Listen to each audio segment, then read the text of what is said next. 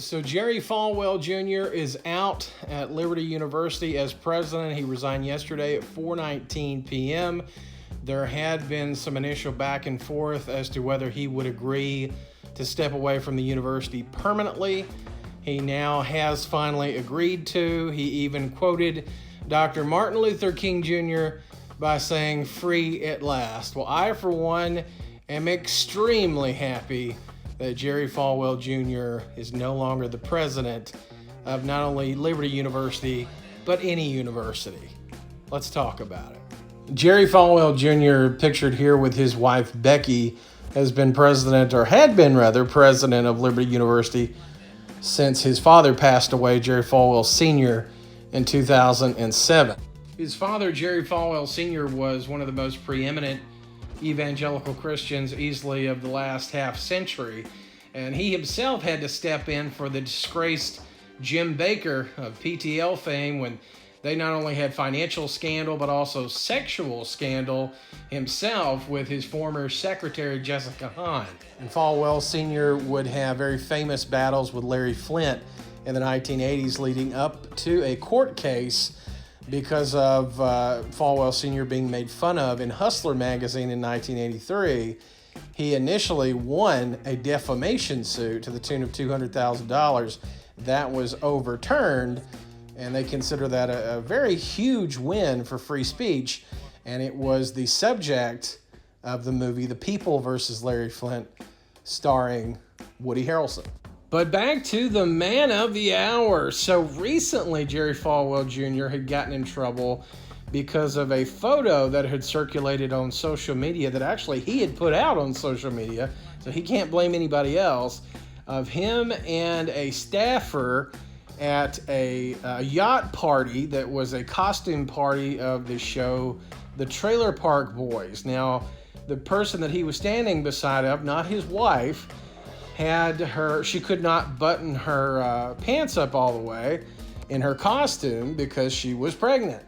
He says that his pants were also unbuttoned in the picture because he saw that she couldn't button hers up, and he just, out of a show of concern and affection for her, he did the same, and actually shows his belly there. So it was a very odd picture, a very strange picture from not only the head of a university, but a man of faith and somebody who has been a staunch supporter of President Trump.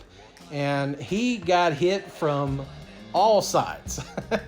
And he quickly took it down and regretted the picture, and in turn was placed on an indefinite leave by Liberty University. And there is talk that many wanted him to resign right then and there, but he would not be forced out at that juncture.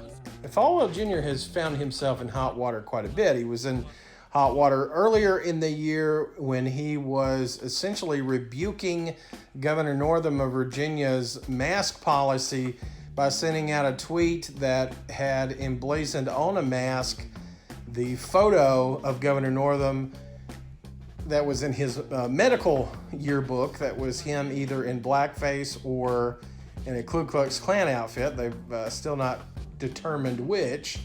He had to apologize for that, Falwell Jr. did, as well as the chief diversity officer at Liberty University resigned.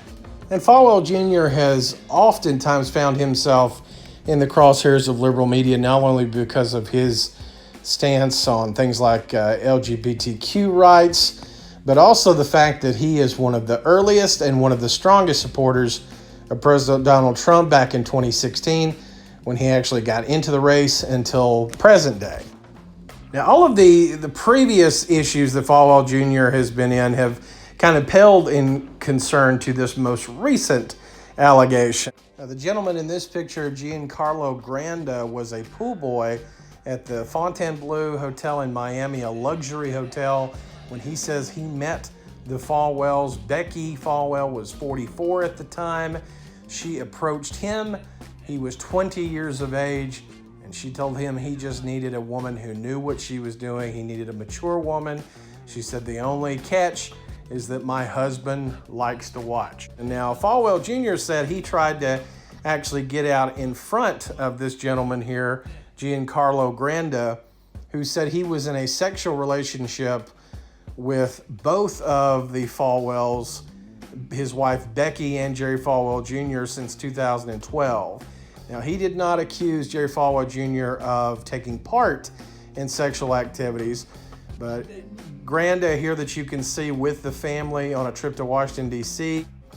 And Jerry Falwell Jr. apparently would watch. He watched both in person, in the corner of the room, wearing Speedos, it is said. He would also watch remotely via computer.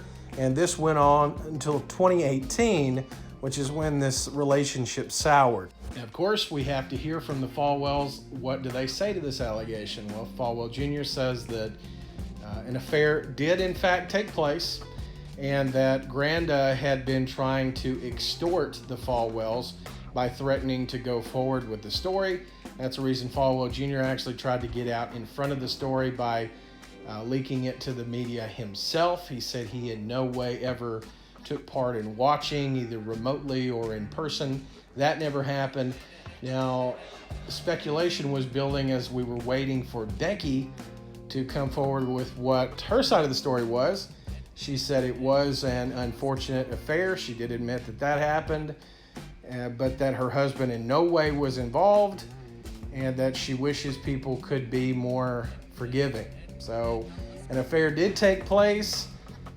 The Falwells are alleging, obviously, that an extortion scheme was in play. But this is not the first strange scenario that this couple has been involved in. Now, this gentleman is Gordon Bello. He sued the Falwells because he said he was kept out of a hotel deal. And this won't be the last time that you'll hear that. It was settled, but he also alleged to be having an affair with Becki. This is Gordon Crosswhite, the personal trainer of the Falwells, and in 2016, Liberty University would sign over a fitness center to Crosswhite. Now, if you look on the books, they actually sold the fitness center to him, so you may be saying, well, that's no big deal. Well, the weird part is they sold him the fitness center, yes, but then they gave him the money from the sale. This is a guy who flew on their private plane, and it would not shock me if much more than fitness was going on that plane. Now, with Granda, the Falwells would also invest in a hostel that he was running and another hotel that they had invested in. Jose Fernandez and another man would sue them for keeping them out of that involvement as well. They, like the other story with Gordon, they would settle. Now, there has been no movement at the family's large compound in Virginia, although a local police officer has been seen outside of the property. So where do the Falwells go from here? Well, speaking as a conservative Christian, they need to get their head on straight, and they need to decide what the rest of their life looks like. Right now, Mr. Falwell should have no leadership in really anything. Certainly no Christian leadership, certainly no university leadership. He and his wife need counseling, and they need to stay away from everything for a long while. Now, the media, it's interesting, they looked at this from a couple different perspectives. I think people were looking to score points against Christianity, and people were looking to score points against President Donald Trump because of the Falwells being such strong defenders of the president. They really didn't succeed on either point with that, because Christians, from what I've seen, have been in solidarity with everybody in saying that Falwell Jr. had to go. And that was just from the picture. That was just from the picture on the yacht, much less the story that has come out about the university president, his wife, and the pool boy, and the Speedos in the corner. This is a wild story, and I really, the only lesson I think that we can all get from this is that absolute power can and often does corrupt. I do not think a Christian individual should have the kind of money that the Falwells have, that the Osteens have, that any one of these mega church mega organizational pastors have. I think when you are called into any type of ministry, you forego that money aspect, that wealth aspect. That's my thought. And I've had several pastors actually disagree with me on that. Not argue with me, but disagree with me. But I think when you have that call to lead others, to be a shepherd of the flock, that monetary gain, I'm not saying you aren't able to take care of yourself and your family, send your kids to college, et cetera, et cetera. But being filthy rich as these people are, it's not natural. It shouldn't be. And we've had countless examples of where men have fallen. And in many of those situations, they've gotten back up. They've reformed themselves. They went back to serving in some manner. But these are my thoughts on it. I am glad to see Jerry Falwell Jr. gone from Liberty University. And somehow, hopefully, the university can carry on in its mission to train young men and women as they enter this world. Thanks for listening, everybody. I appreciate it.